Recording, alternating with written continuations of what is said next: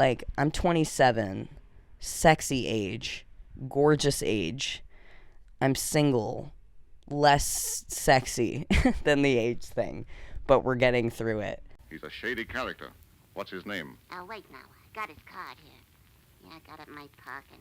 Now, let me see. Oh, yeah, here it is. Doom.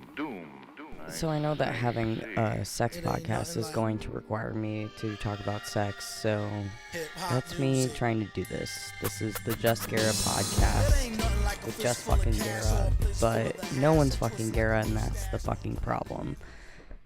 I did do it. I said this like a couple weeks ago, and I haven't had time to go through it. It was really great. Like, you know, people got so many different things going on, and it's just so great to have that energy be transferred through something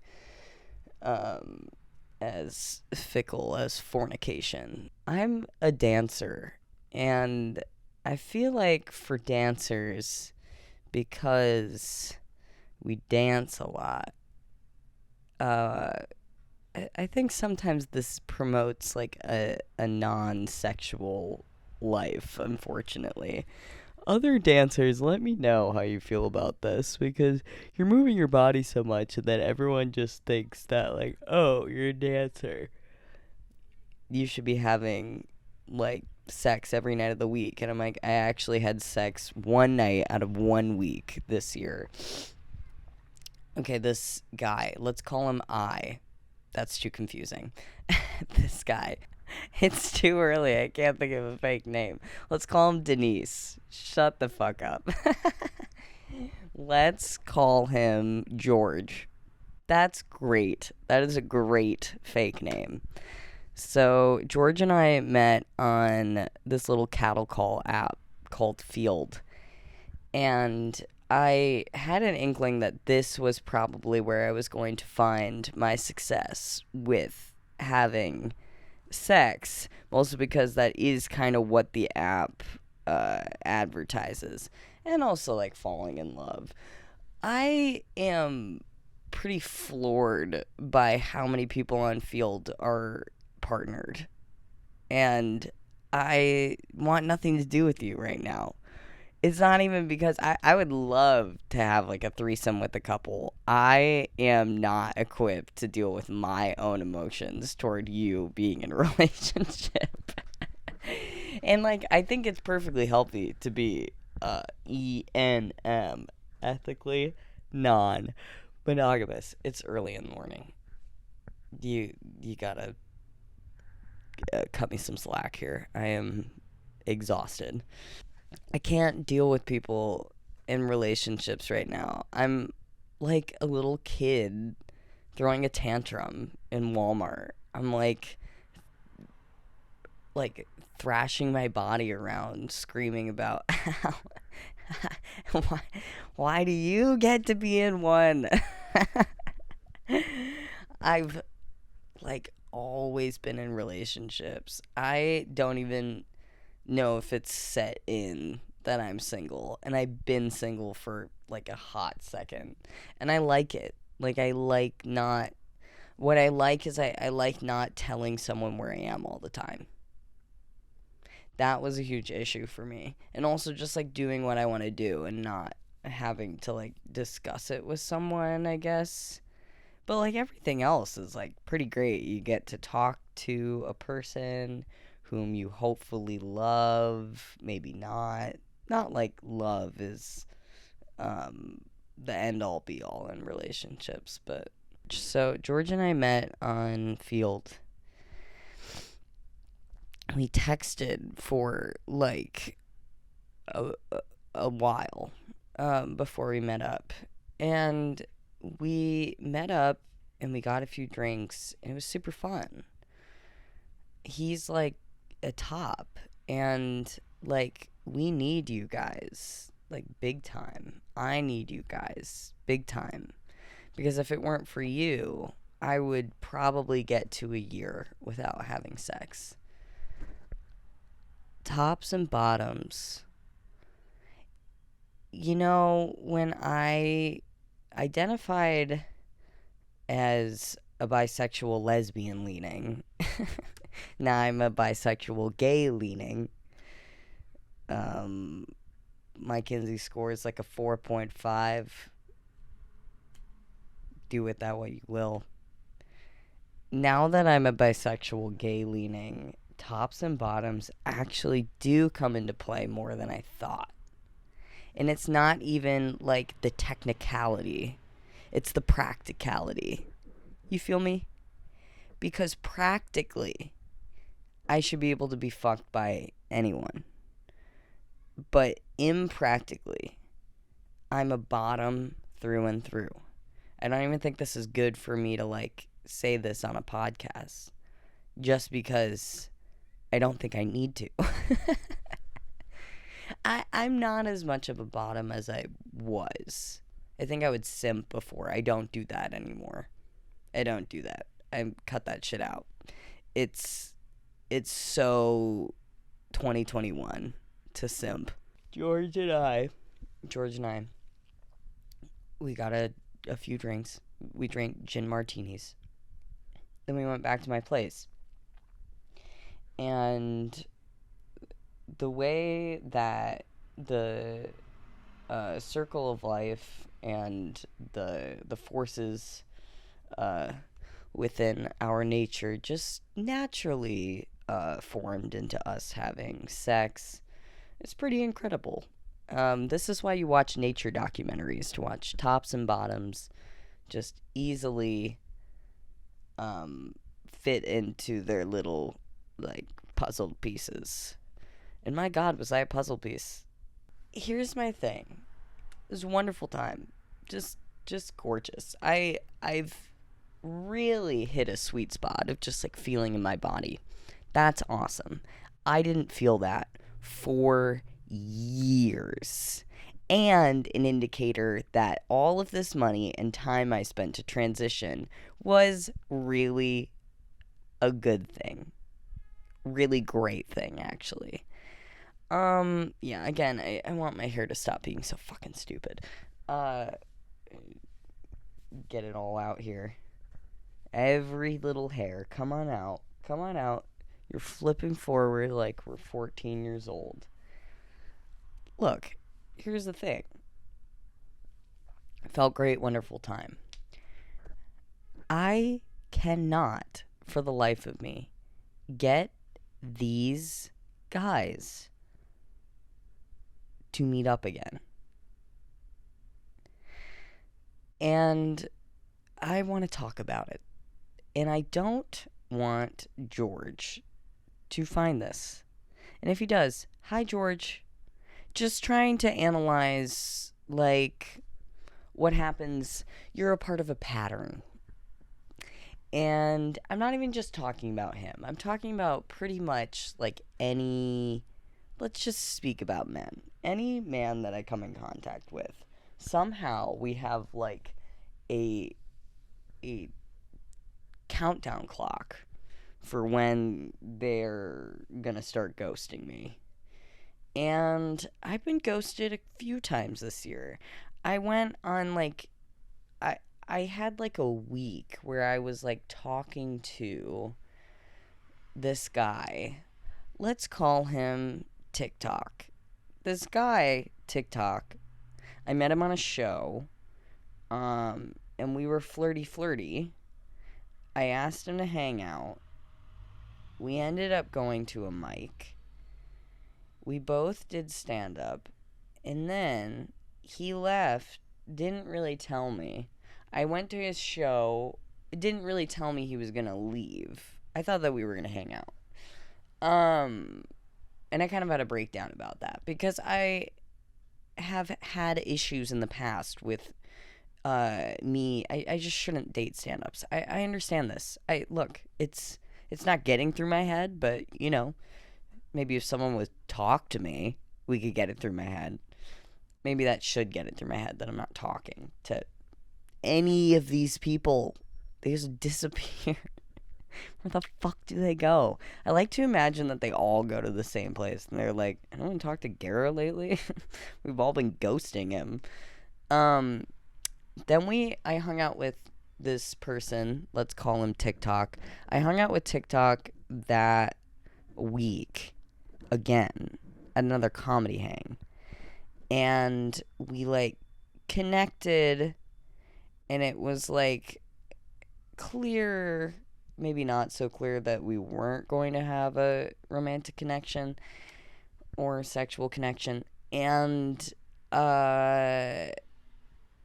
haven't heard from him, but I see him around. Like, I went to a mic, I walked into the mic, and he was like sitting there, and then I just ended up walking out because I was like, I don't want to do stand-up, especially in front of ghosts. That's scary. I can't do stand-up in front of ghosts.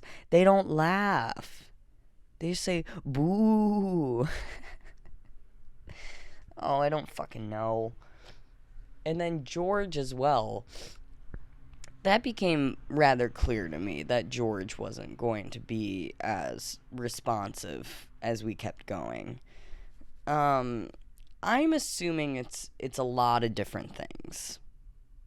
Let's break them down. 1, let's start not at the trans thing. Let's reverse order. 1, I'm scary. No, I'm just, like, very direct, and I've been told in the past that that is intimidating. I get it. Just who I am. I also try to, like, lay off a little bit more. I'm not as, like, addicted to saying my piece, but I'm a podcaster. What can you do? 2, I have like a certain kind of life right now that does not really offer as much to someone else just like waltzing into it. Like I've got things on lock a bit, which has made me, I think, a little bit unreachable. Maybe. 3, let's just go into the trans thing. I genuinely think I'm dealing with so much of men's internalized homophobia and transphobia. I had realized this past year that I was not dealing with my own internalized homophobia. Like, I did go through this, like, period of being, like, not wanting to act so gay in public. And then I was just like, why do I feel this way? Like, I used to feel, like, really uninhibited to be queer on Maine and being, like, flamboyant. And I think when I'm flamboyant as someone who's presenting male, it has been tough. I'm sorry for all the yawning. This is abhorrent. It's tough to overcome the type of reaction that society gives you when you're acting like a gay male. And then I just started looking around at, like, gay men around me that I just thought were so incredible and how just uninhibited they are of being themselves. I was like, wow, I want to hit that. I want to hit that. I want to hit that point where I'm not thinking as much of how I'm, like, acting. But also, New York is, like, it acts like it's so, like, pro anything. It acts like it's so pro-queer, quid pro queer. New York acts like it's so quid pro queer, but I'm not gonna lie. The times that I'm, like, totally uninhibited, my flamboyant self, I'm met by, like, a real reaction. Sometimes just, like, outward reaction when I'm out and about. This fucking sucks. This sucks. Let people be as gay and queer as they fucking want to be. And you want to know what? It's like sometimes queer people who are the most judgmental about it. and they don't realize how my hair sucks. They don't realize it. They don't realize how judgmental they're being, because they're queer as well. And so they feel as if that they can just kind of like, I don't know, have a certain reaction from the place of being like, well, I don't think I can act this way. And it's like, you can act that way. You can be as queer, gay as you want. I mean, it's how I feel about actors as well, who are just like clearly fucking gay. Like, if you're gay and you don't come out, that's your own prerogative. If you're gay and you don't come out and you judge other people, then that is not a prerogative. That is just being, you're being a fucking asshole. Excuse me. I'm also just, like, tired of going for men, like, who I think are out. Like, they're out as, like, bi, but they don't exercise a certain level of, like, queerdom. Does that make sense? Like, if everyone queer is, like, a part of a kingdom, God forbid, there's no patriarchy that I can be a part of. But if we're all existing on this, like, queer axis, and we can all feel each other too, like we're in, like, Alien vs. Predator or some shit like that. Haven't actually seen that movie. That's an issue.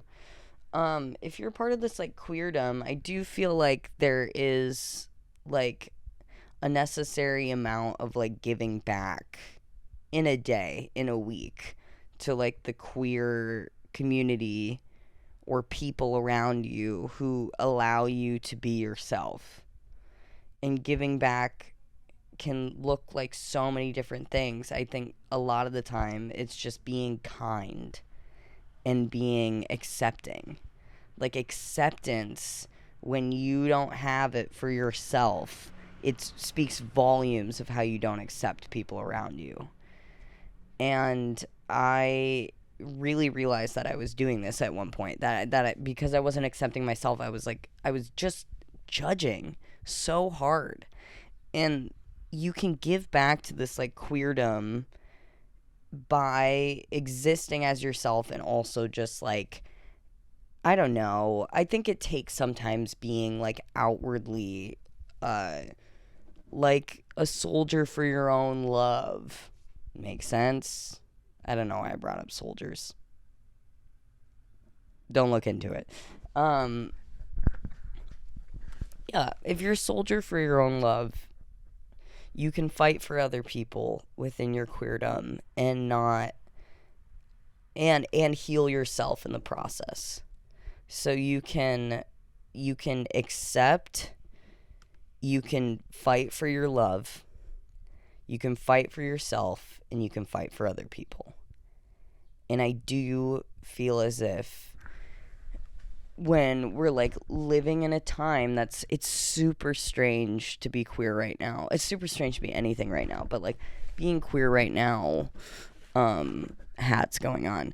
Being queer right now, I think, requires, just because there's so many people coming out and so many people that have come out since COVID, it does require, like, a level of, like, kind of filling other people's buckets as much as you're filling yours, just to make sure that we can all get by. But not always does the queer community feel like this. It's, like, a lot of envy. I sense a lot of envy being the underlying factor within the queer community, especially in New York. And I know this to be true because I participate in it. I do. I'm not, like, free from my own envy unless I, like, actually free myself from it and actually accept that there are a lot of people who think, because there are so many people who are out right now, that that somehow everything is just, like, solved. And I can guarantee you it's just, like, not. My hair's fucking dumb. The journey of my queerness in New York is so interesting to me. Like, the timeline is so interesting. It's, like, mostly documented on podcasts, queer podcasts. My queer journey, because I was out to myself when I was, like, in 7th grade. And honestly, I would say when I was younger, I was out to myself about everything, about being bisexual, about being trans. Like, it's just, like, something that I knew, and I buried it so deep in myself that it didn't seem like an option. I grew up in Iowa. It didn't seem like an option to come out. It seemed like an option to, like, when I graduate, like, move away and, like, come out then. But, you know, you're horny in high school, and I was, like, pursuing bisexuality in high school. And then when I moved to New York, it just, like, for the first couple of years, I was like, this doesn't need to be a part of me. I had a long-distance boyfriend in South Carolina, who I was dating in high school. And it just didn't, like, seem like that important of a part of me. And then I started doing stand-up, and people were telling me to come out for, like, clout. And I just found this to be so funny. And then I came out on stage, and it was, like, so freeing. I remember I was wearing this, like, big, like, Carhartt jacket. And my hair was, like, actually pretty similar to how it is right now. Which is stupid. I came out on stage in this, like, big Carhartt jacket. I, like, have a picture of it. And it was just so freeing. And then I realized that, like, okay, like, if I'm gonna come out on stage and, like, use my queerness on stage, I just kept having a lot of interactions with, like, who I deemed to be, like, real queer people. I think I had, like, labeled myself, like, a fake or something. I don't know. Yeah, I was, like, I think with a lot of, like, real queer people, I'm using air quotations, with a lot of real queer people, I was, like, having conversations and, like, really learning so much about my own ignorance, and also about just, like, what it means to, like, use your queer identity for that reason, and how easily you can just, like, abuse it and, like, use abusive talk to yourself and others. Then I was, like, having people thinking I was doing it for clout, and I just wasn't. And during that time, I felt like I went through another high school experience.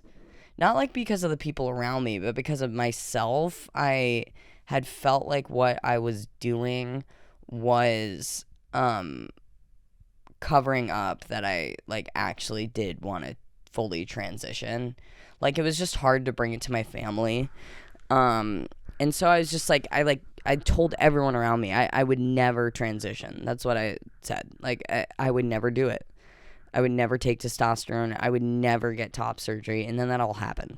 So then you have when I did get top surgery and did start my, like, medical transition. That is when it just didn't even become, like, a question about, like, if I was doing it for clout, if I was doing it for any which reason. Like, I think people around me were like, oh, fuck, Gara's doing this thing. And I was like, oh, fuck, I'm doing this thing. Like, I told myself my whole life I wasn't going to come out. And then I did.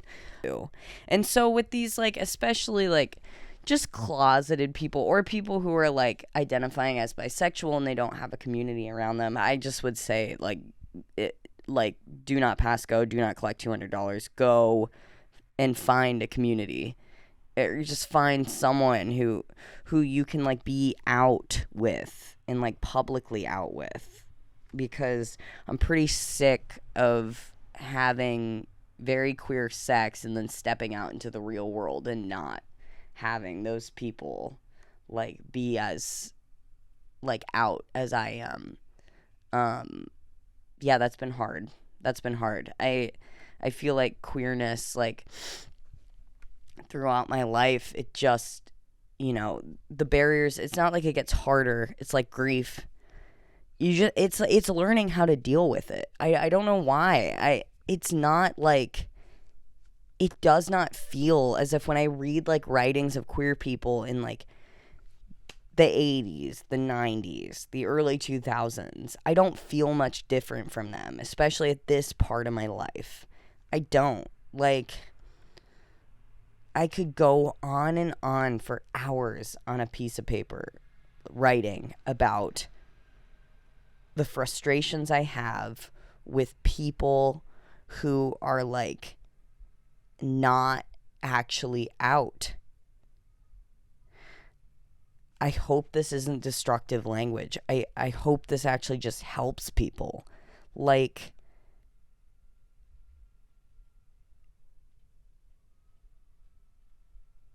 me as a trans person, pretty much anyone I hook up with, because it is so linked. Transness is just so linked to sex. Why can't I fucking say it? It's so linked to it. And when I have sex with someone, I know that they're thinking about it. I'm thinking about it. But I just don't like that when we step out of this little like world that we've created. It's not the same. Like that's a big reason why I took a step back from sex, because that's where I was like experiencing so many eye-opening queer experiences to then wake up the next morning and feel as if like it was gone. And maybe other people feel this way. I really have had a rough time reckoning with the way people react to the sex they just had. If that makes any sense. I have very rarely been the one to walk away from having sex and not feel like I was like my queerness was just like added, like it was more queer than it was the last time. I'm like, I am queer, so the sex that I have is inherently queer. And I just like, I hate to think, I give people the benefit of the doubt because I hate to think that someone would have sex with me just to like check a box or just to like experiment, or I don't know. Like, I don't even like going down that road. And maybe that's me not being practical or realistic, but like, there's nothing realistic about the reaction that society has to my transness. It's not realistic. I feel like I live in a fantasy fucking world, especially with sex. I don't like being someone's fantasy. I don't like being fantasized. Even with queer people I've dated, it feels like when we step out into the daylight, like sometimes all that shit falls to the wayside. When I'm dating someone, even though I am a man, like I am more than that. I'm more than trans. I just think, to me, I'm queer. Like, I'm fluid. I don't know, man. It's fucking frustrating. It is. Like, my queer friends and I talk about this a lot. Like, I'm 27. Sexy age, gorgeous age. I'm single, less sexy than the age thing, but we're getting through it. And I want to like date freely and feel like it fills my queer cup and feel like I can fill others. I think this was good.